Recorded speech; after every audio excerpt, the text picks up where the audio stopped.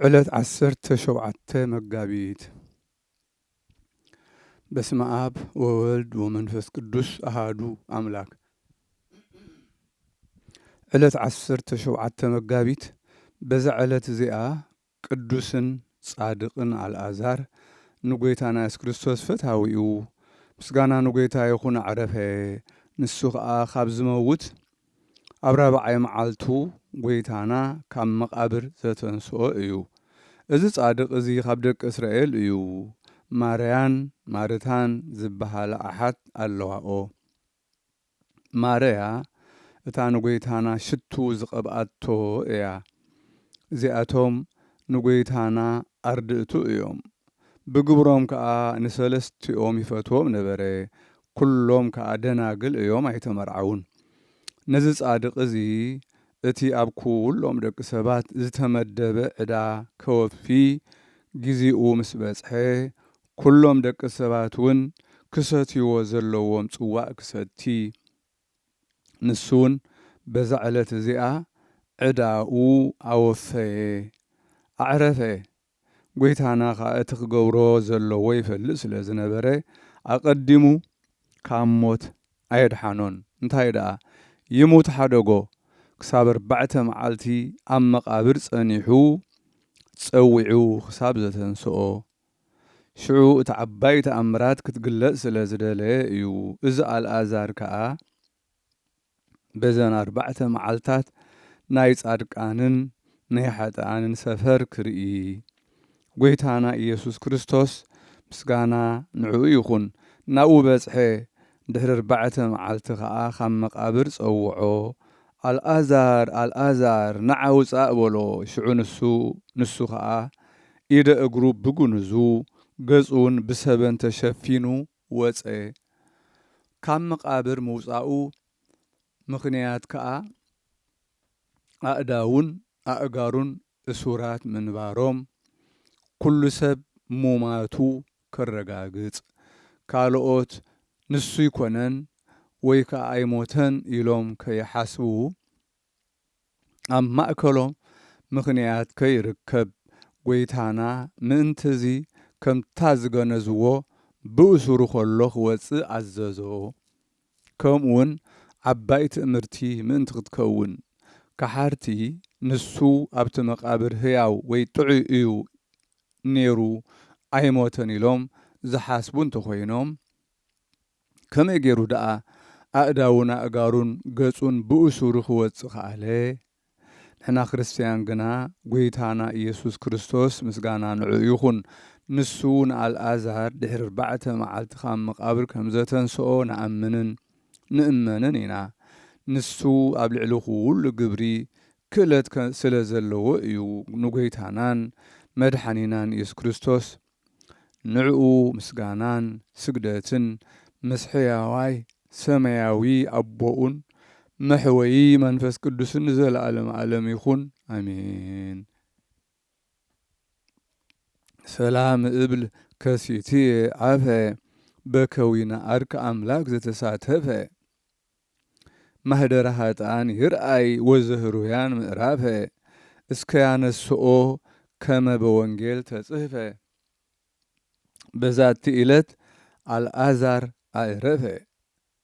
ሰላም እብል ከፊተ አፈ ዓርከ አምላኽ ብምዃን ዝተሳተፈ ማሕደር ሓጥኣን ክርኢ ናይ ሕሩያት እውን መዕረፊ ምዕራፈ ክሳብ ዘተንስኦ ኣብ ወንጌል ከም ዝተጻሕፈ በዛ ዕለት እዚኣ አልዓዛር ኣዕረፈ።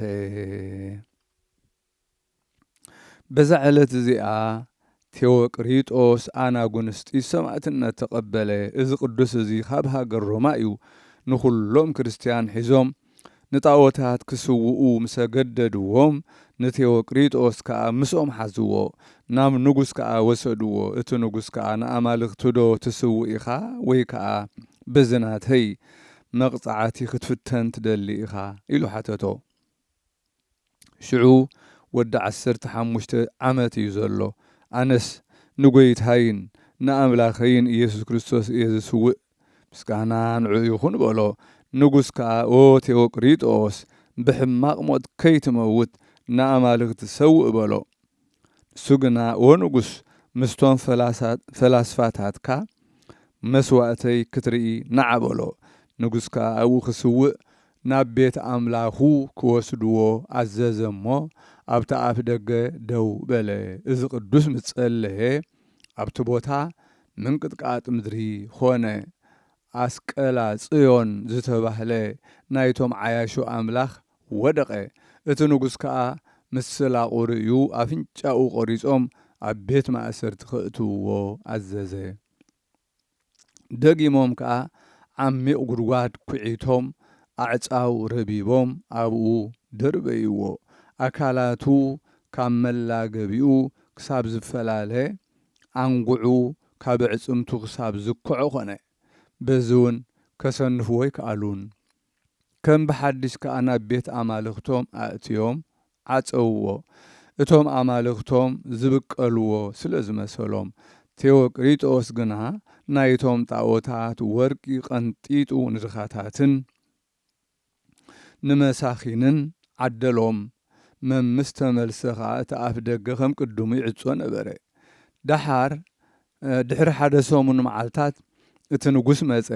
ነቶም ጣዖታት ከዓ ተሰባቢሮም ተደርብዮም ረኸቦም። እቲ ቅዱስ ከዓ ኣብ ልዕሊኦም ይሳለቕ ነበረ። ንጉሥ ከዓ ነዚ ጻድቕ ናይ ውሽጢ ኣካላቱ ክሳብ ዝርአ ክቐጽዕዎ ኣዘዘ። መሊሱ ድማ ናብቲ ትያትር ዝረአዮ ቦታ ኣእትዮም ኣናብስ ናብኡ ክፍንውሉ ኣዘዘ። እቶም ኣናብስ ግና ኣቑሳሉ ለሓሱሉ። ደጊሙ ከዓ ናብ ኣዝዩ ጸቢብ መንቀራቑሮ ዝኾነ በዓቲ ኣካላቱ ክሳብ ዝነቅዕ ስጋኡ ክሳብ ዝጠዋወ ኣእተውዎ። በዚ እውን ኣይተሰነፈን፣ ድሕርሕር እውን ኣይበለን።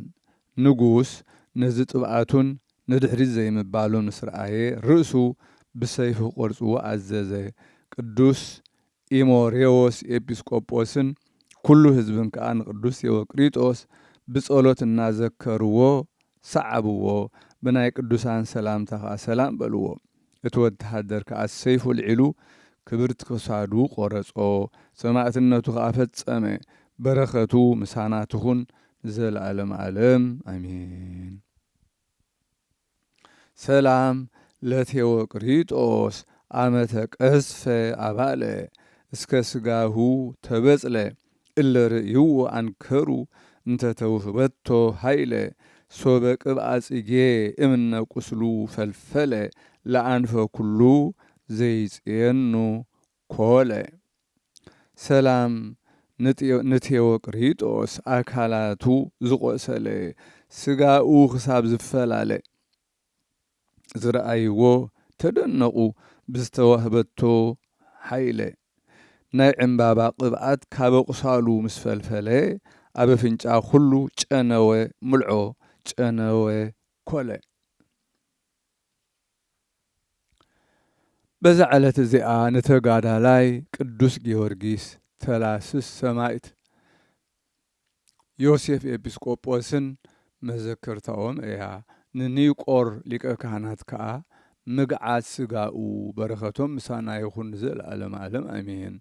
ሰላም ለጊዮርጊስ ወለተላስስ ዳግማዊ ወኤጲስቆጶስ ዮሴፍ ዘመርኤተ ክርስቶስ ኖላዊ ጸዋዕኩክሙ ትርድኡኒ እመስገርተ አርዌ ናአዊ ወትፈውሱኒ በጸሎትክሙ ማህየዊ እስመ ቀሳውስተ ይፄውእ ዘይደዊ። ሰላም ንጊዮርጊስ ንተላስስ እውን ካልኣይ ዳግማዊ ንኤጲስቆጶስ ዮሴፍ እውን መጓሲ ክርስቶስ ሓላዊ ክትረድኡኒ ጸዋዕኩኹም ካብ መጻወዲ ኣራዊት መንጣሊ ናአዊ ክትፍውሱኒ ድማ ብጸሎትኩም መሕወይ ማህየዊ ካህናት እዩ ዝጽውዕ ኩሉ ሰብ ዝሓምም ዝደዊ።